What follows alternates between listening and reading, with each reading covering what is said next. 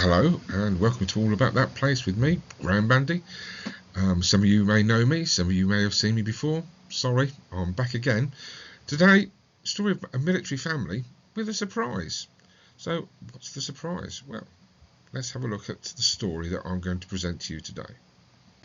So, coming from a bit of a military family, I was always interested in military stuff. So here's me, aged about 8, with my long hair, because at that age I really disliked my ears. But here's me playing with some old army signal equipment in an old Land Rover, and having a whale of a time. On the left you can just see the leg of one of my cousins. This is my grandfather, George Bandy. He was born in 1877. He served in the 6th Dragoon Guards. He served all the way through the Second Boer War. And he did 12 years with the colours. My father, here he is as a 14-year-old, just so you can see the family resemblance that seems to go through all of this.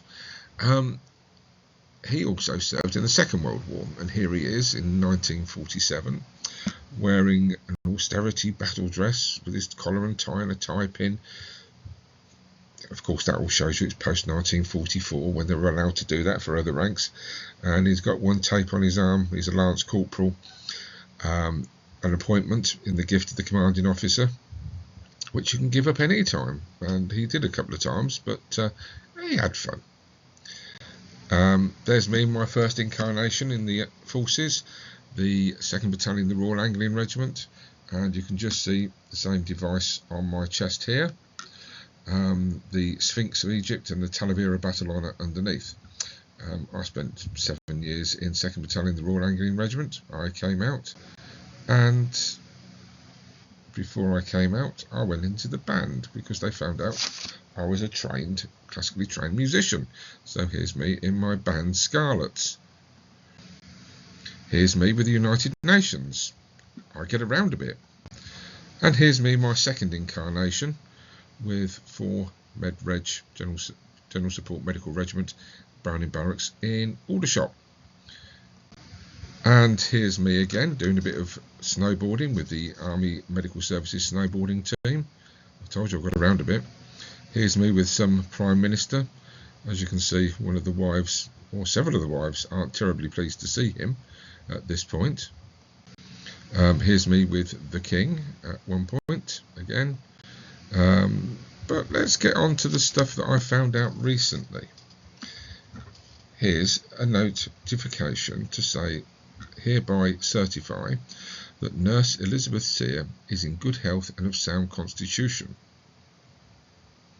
who's one of the doctors at the Hospital of St Cross in Rugby. This is to do with Elizabeth Sear. Elizabeth Sear was born on August the 28th, 1873.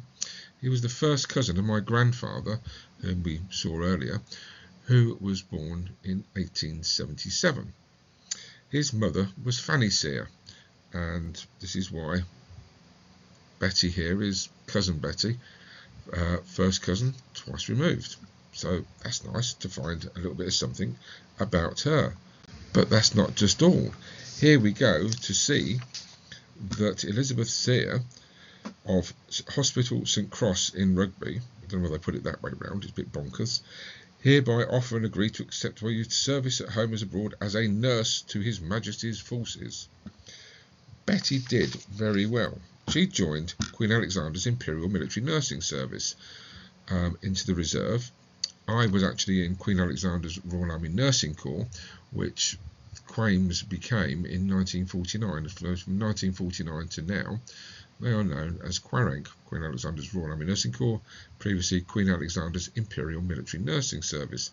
The reserve is what happened, where they filled it out in 1915 because they ran short of trained nurses. And running short of trained nurses, they needed to find some more. So they got these women, and they actually took on the married women who had been basically sacked for getting married, back into nursing, and they put them into the Quames R. So here's Betty joining up. She wasn't married, she was about 40 at this age, and she joined in May 1915, and that's her signing up paperwork. as you can see. Now, Betty got around a bit. She was in East Africa, she was in Egypt, she was at Gallipoli, and she was also nursing in Britain at Croydon War Hospital. But that's just the top of the iceberg, because she got torpedoed twice while she was on some of the hospital ships. What happened is the Germans didn't really care for the Geneva Cross and the Geneva Conventions, which were in force at that time. The 1905 ones were the latest ones at that point, but they still decided that the undersea boats, the U-boats, would actually try and sink any shipping, and of course that included hospital ships. So anyway, she got away twice. So down she went. She was in East Africa. She was at the 19th Stationary Hospital in East Africa.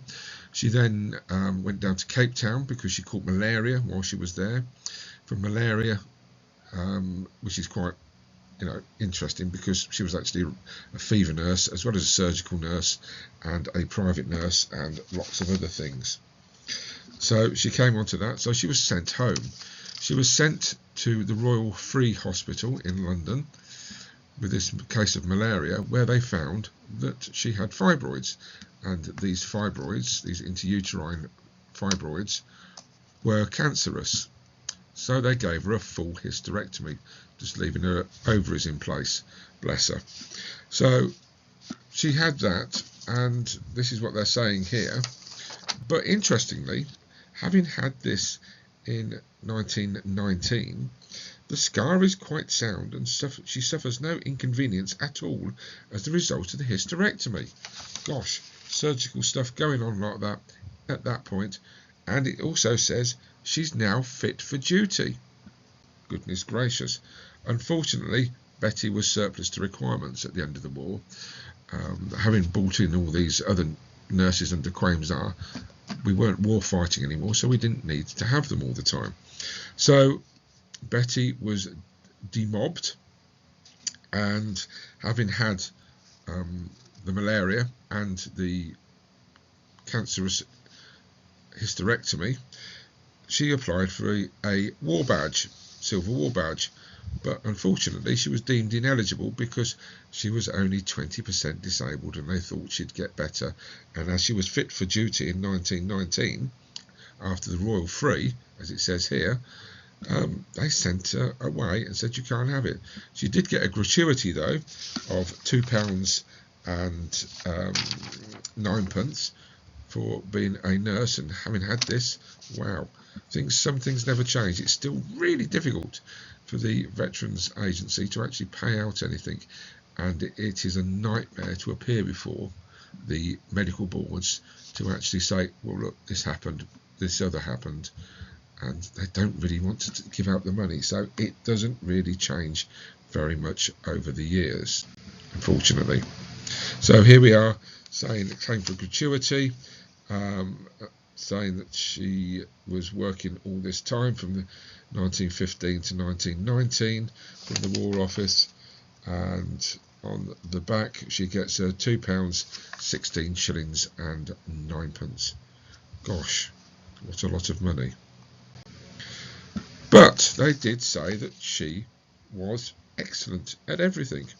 Her nursing was excellent, her ward management was excellent, her discipline was excellent, her punctuality was excellent, and Miss Sears is a very good nurse and is most suitable for active service.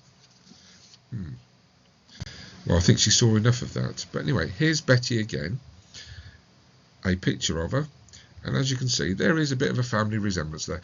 We always thought we came down with the strong genes from the Bandys. Patently not.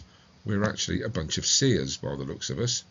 And if you go back to the pictures before, you'll see the resemblances that turn up there.